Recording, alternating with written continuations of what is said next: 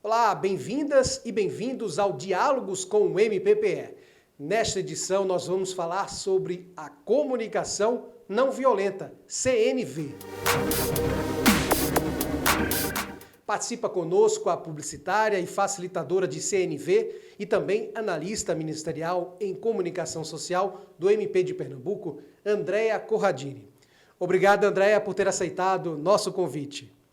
Obrigada, Rafael. Eu agradeço falar desse tema tão importante, né, para todos que fazem o Ministério Público, também para a sociedade. Então, eu fico muito alegre, muito feliz de ter recebido esse convite.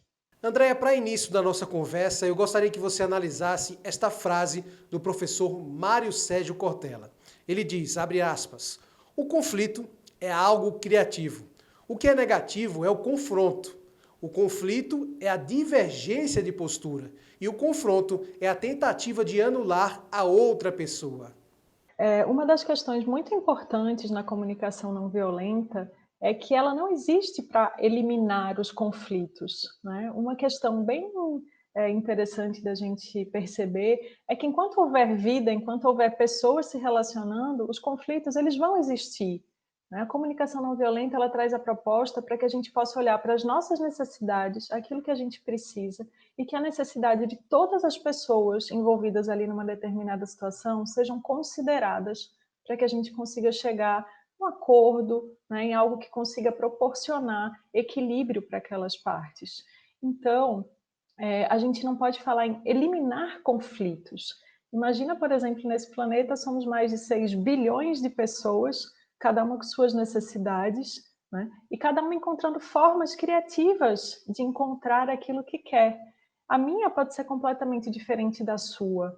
E quando eu quero eliminar você, aí sim eu posso partir para um confronto e utilizar métodos violentos para isso.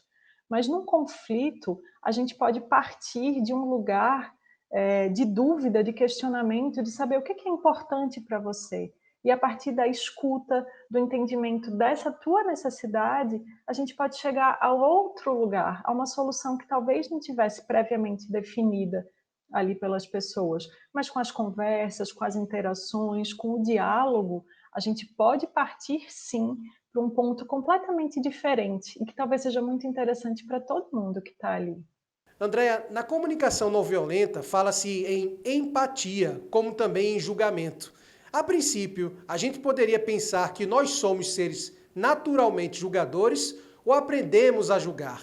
E a empatia, o que é que a gente pode compreender sobre isto dentro da proposta da comunicação não violenta?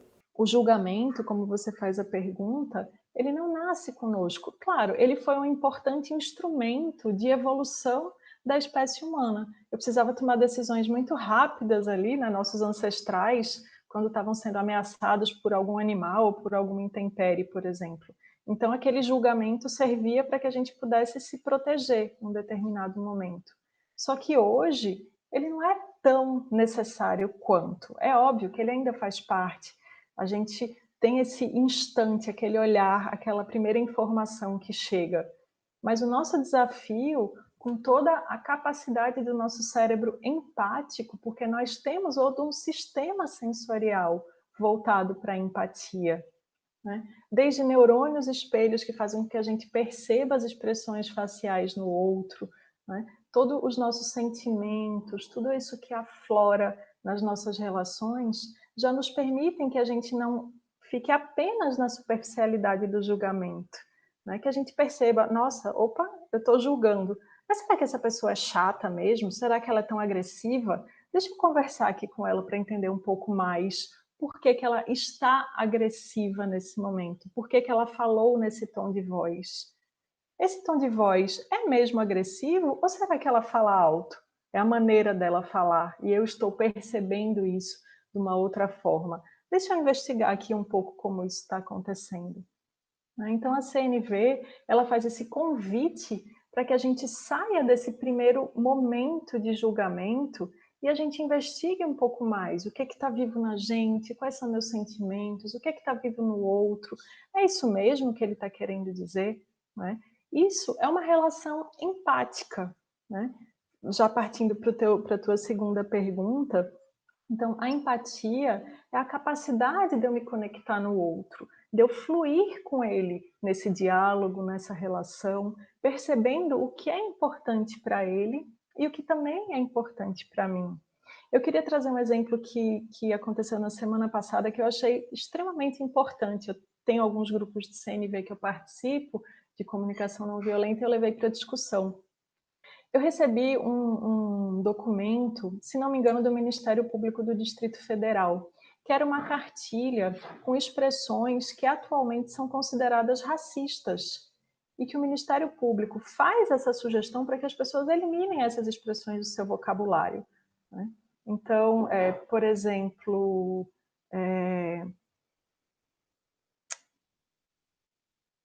uma expressão que eu costumo muito, necessidade de clareza. Né? Tudo que utilize a cor como um julgamento pode ser ofensivo para as pessoas negras. Então, a partir do momento que eu olho para isso e me importo, eu vou me educar para tentar atender a essa necessidade que a população agora traz. Isso é um exemplo de empatia, né? Quando a gente busca entender o que é importante para o outro e se coloca disponível para que esse fluxo entre nós seja criado. Tanto ele pode acontecer nas relações interpessoais, num diálogo com alguém, quanto no campo sistêmico, como esse exemplo que eu dei agora de expressões que a gente pode evitar utilizar para criar relações empáticas com outros grupos e com todos os sistemas. Você abordou a questão do não julgamento sem antes parar e analisar a maneira daquela pessoa agir, o seu comportamento. O fato desse distanciamento físico, Andréa, também pode contribuir para sermos violentos na comunicação. Como é que a CNV atua neste momento? É um desafio bem grande para a gente, né? A gente veio vivendo todo esse desenvolvimento tecnológico e é muito interessante porque, assim, a nossa comunicação, né, o nosso corpo, ele é preparado para passar uma série de mensagens. Então, não é só o que eu falo, mas o tom de voz que eu falo, a minha expressão facial, o meu gestual e, às vezes, até aquilo que não é dito, né? As pausas, os silêncios. Então, tudo isso comunica. E na interação pessoal, a gente tem todos esses elementos para que a mensagem chegue com um pouco mais de, digamos, que seja mais parecida com aquilo que eu quis falar. No ambiente virtual, muitos desses elementos ali não estão presentes. Né? Então, comunicação por WhatsApp, por exemplo, ainda que a gente tenha os emojis, muitas vezes eles estão distantes daquilo que a gente quer expressar. Né? E podem ficar essas lacunas que vão dar interpretações a julgamentos e levar a ruídos naquela comunicação. Nossa, ele está com raiva de mim. Olha só, ele só falou uma frase e não falou mais nada. A gente não sabe, pode ser que a pessoa estivesse apenas com pressa, né, fazendo uma coisa, digitando ali outra, que é outra característica das interações virtuais, é fazer várias atividades ao mesmo tempo. Então, como é que a gente pode trabalhar uma comunicação não violenta para esse entendimento? Checando, perguntando para o outro com honestidade. Nossa, quando você falou assim, eu fiquei em dúvida. Né? Você ficou chateado? Né? Você tem algo mais a dizer sobre isso? Como você está se sentindo em relação a isso?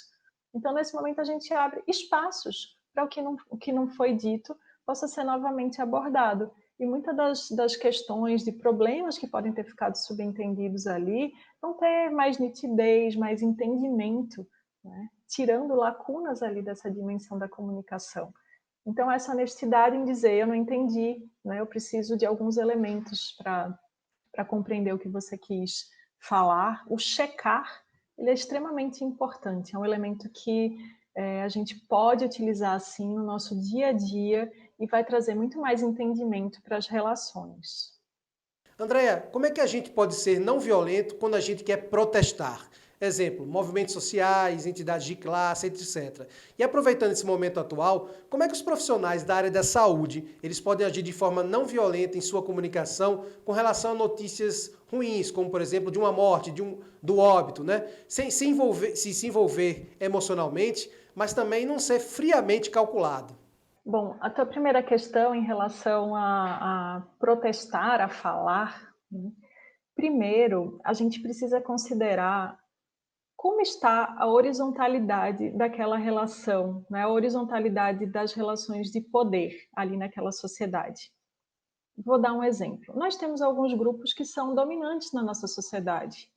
Homens, né, pessoas brancas, cis, heterossexuais. Então, são grupos que há muito tempo têm o poder da fala, o poder de expressão. A esses grupos, há muitos anos e séculos, a expressão ela é livre, ela é garantida para que falem.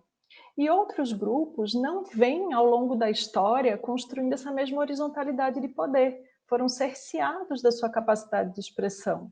Né? Por exemplo, as pessoas negras, as mulheres, né? As pessoas trans, LGBT. Então, nós não podemos considerar que esses grupos estão de maneira horizontal dialogando. Né? E agora a gente percebeu, especialmente na pandemia, vou dar um exemplo aqui, por conta dos movimentos que se iniciaram nos Estados Unidos, de George Floyd, né? O movimento negro está com a vez de falar, não ainda em posição horizontal ou de alguma forma igualitária, mas alguns movimentos extremamente criativos começaram a acontecer. Por exemplo, as ocupações de perfis no Instagram. Né? A Djamila Ribeiro, que é uma ativista do movimento, historiadora, ocupou o perfil do Paulo Gustavo, com milhões de seguidores, um ator. Né? E isso, de alguma forma, veio proporcionando um pouco mais de equilíbrio, abrindo caminhos para que se tenha equilíbrio. Então, é muito difícil chegar agora para esses movimentos que estão tendo a oportunidade de falar e dizer, não, mas espera aí, vamos agora conversar sobre empatia. Está na vez deles falarem agora. E está na vez dos grupos que historicamente falaram ouvir. Né? Então, aí sim a gente pode começar a falar de diálogos mais equilibrados, quando essas vozes na sociedade começam a se equilibrar. A gente não pode trazer para uma única conversa. Né? Então, existe um momento de falar, existe um momento de ouvir. Eu acho que agora que muitos grupos que exerceram privilégios durante muito tempo precisam ouvir. Isso sim é um caminho empático e está muito alinhado com o que a comunicação não violenta propõe de transformação social, né, que é esse equilíbrio, né, esse movimento onde as necessidades de todas as pessoas e de todos os grupos são válidas. Esse é um caminho muito importante. E a segunda questão que você trouxe, né, a gente está vivendo um momento de pandemia, um momento de muita dor, de muita morte, né, com mais de 80 mil pessoas mortas em decorrências da Covid aqui no Brasil.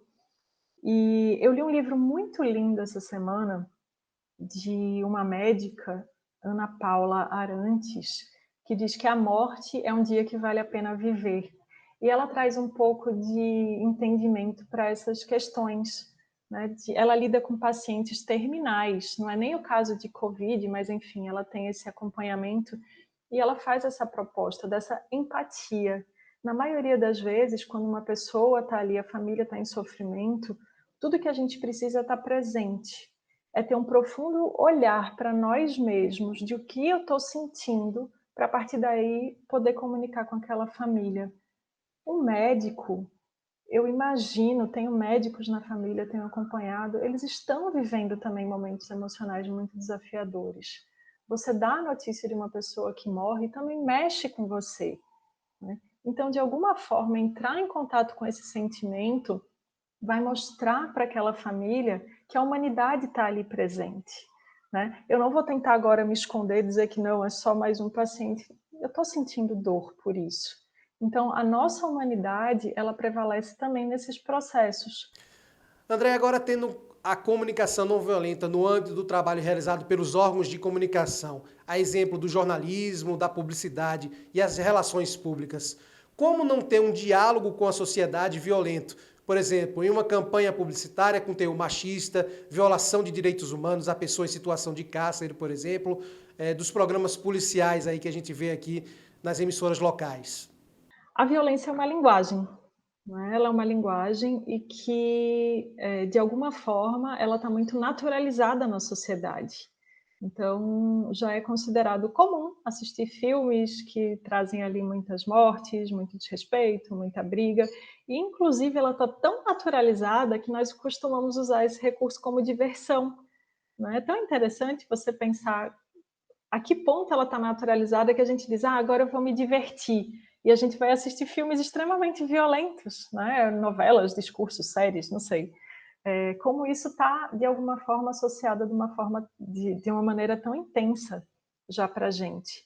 E isso, óbvio, que traz uma naturalização desses ambientes de violência.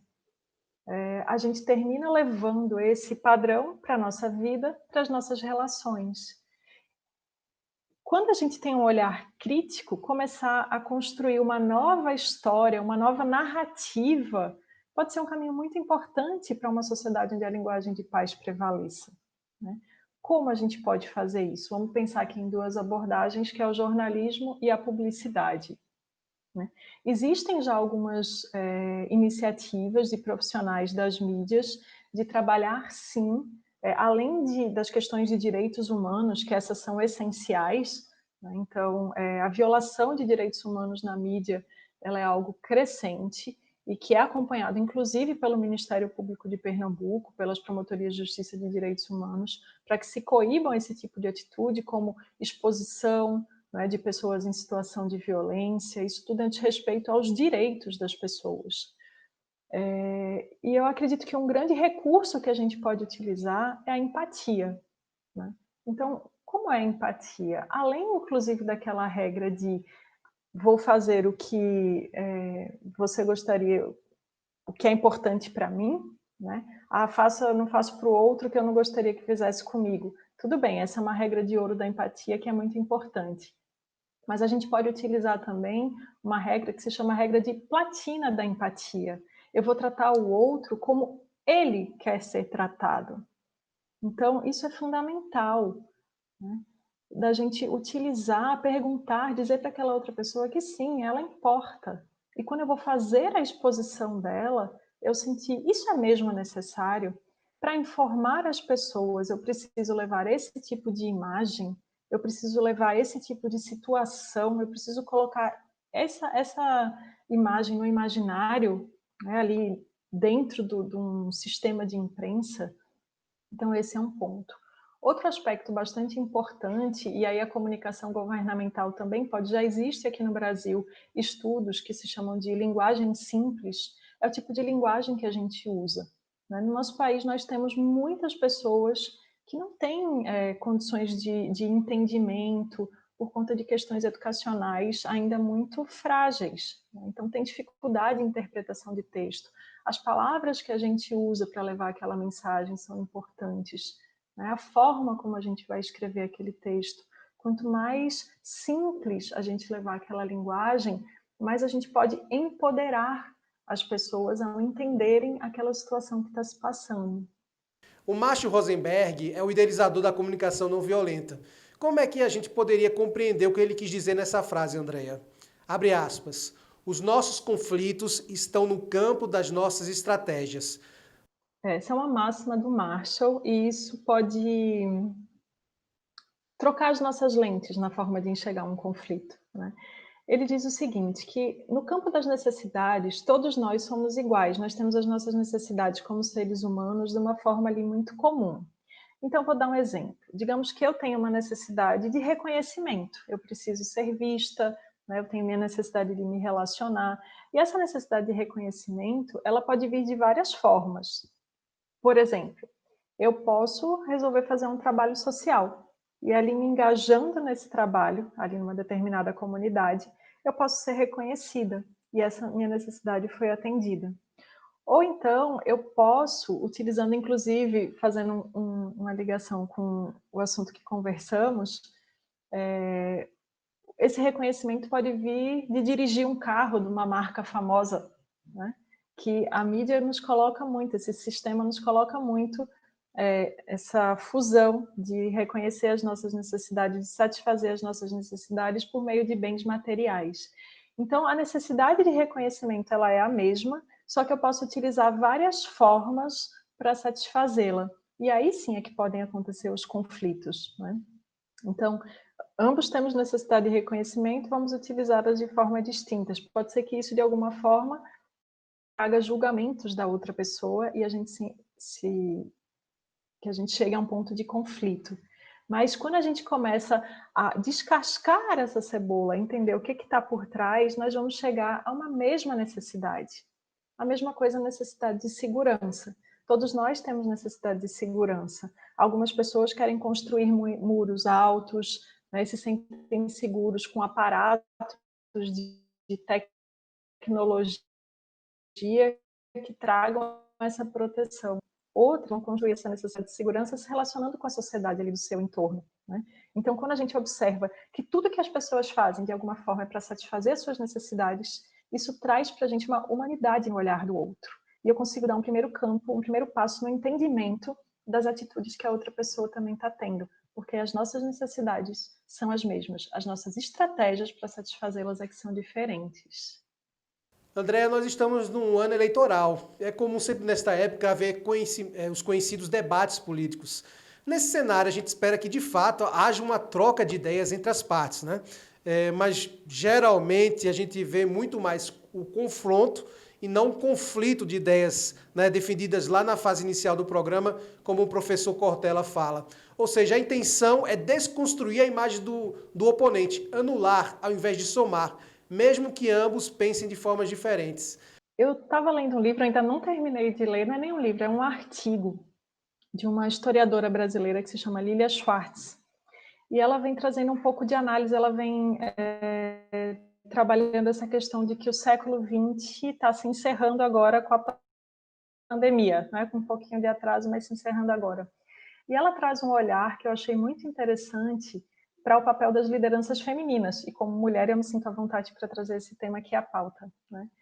Que muitos dos países que tiveram respostas rápidas e efetivas na pandemia da Covid, tinham lideranças femininas à frente. E ela começou, ela não faz uma análise aprofundada, mas ela traz algumas características dessas lideranças que talvez possam trazer um olhar novo para o que estamos esperando de líderes, né? E aí eu não falo nem tanto de homens ou mulheres, mas de comportamentos ao se chegar num determinado cargo de liderança. E ela traz algumas características dessas líderes mulheres que tiveram à frente desses casos. Então, por exemplo, a empatia, né? Voltamos aqui a ela. O que é a empatia? A preocupação com a saúde da população em primeiro lugar, a preocupação com a vida das pessoas em primeiro lugar. Essa foi uma característica desses países que tiveram um diferencial nesse tratamento. Segundo, uma comunicação muito nítida, que traz muitas informações a todo momento. Então, quanto mais você busca levar às pessoas uma realidade do que está acontecendo, ainda que aquela realidade não seja agradável ou que traga notícias boas, mas você está trazendo verdade, você está fazendo uma conexão ali de honestidade com a população. Então, essas são algumas características que as lideranças femininas tiveram nesse momento. E outro, e aí trazendo para um pouco para a tua pergunta, né, nessa competição, nessa disputa por cargos eleitorais, eu acho que a gente pode trabalhar um pouco o olhar do inimigo. Quando eu vejo o outro como um inimigo, o meu desejo é de eliminá-lo. E isso vem trazendo para a gente sistemas políticos extremamente doloridos. Um determinado líder que chega ao poder, ele quer desconstruir tudo que foi feito para o outro. Então, e se a gente mudar essa lente? Ao invés de eu desconstruir o que foi feito, eu vou agora me preocupar em beneficiar, em trazer aquilo que a população precisa, né? Então, esse olhar empático para os governos, para as organizações, para as relações familiares, para todas elas, de entender o que as pessoas estão precisando e entregar isso, pode levar a gente para lugares muito mais interessantes do que a gente está vendo hoje de forma generalizada na sociedade. André, agora eu separei algumas frases aqui para a gente comentar cada uma aqui no programa. Vamos lá, começando a primeira. Vamos dar uma pausa, refletir e depois decidirmos. Isso. Digamos que você está no meio de um conflito, né? Você percebe que a discussão está ficando ali acalorada, em alguns momentos as emoções ficam tão afloradas que você não está mais nem conseguindo tomar contato com você mesmo, saber o que está chegando. A gente entra num jogo ali de tênis. Tem um paralelo muito interessante que é entre um jogo de frescobol e um jogo de tênis. No jogo de tênis eu quero dar uma cortada forte para que o outro perca a bola. Já no frescobol a gente vai ali fazendo um controle. Então, se eu percebo que aquela comunicação ali, que aquele diálogo, aquela conversa, eu já estou tentando fazer com que o outro perca a bola, a gente pode dar uma pausa. Pedir, olha, vamos dar uma paradinha aqui, né, sentir o que está acontecendo, a gente retoma isso em algum outro momento, onde a gente tem a condição, né, de um jogo de frescobol ali, não tentar vencer o outro. Mas... A próxima frase, ela diz: entendo que você esteja chateado. Quando eu digo para o outro, entendo que você esteja chateado, eu estou me colocando ali à disposição de saber o que está acontecendo com ele. É uma forma de eu dizer que o que ele está sentindo é importante para mim. A próxima nós temos: vamos pensar sobre como resolver esse problema? É um convite, né? É um convite a uma solução conjunta para alguma questão que tenha se apresentado. Obrigado, Andréa, mais uma vez, e obrigado a você que esteve conosco até agora.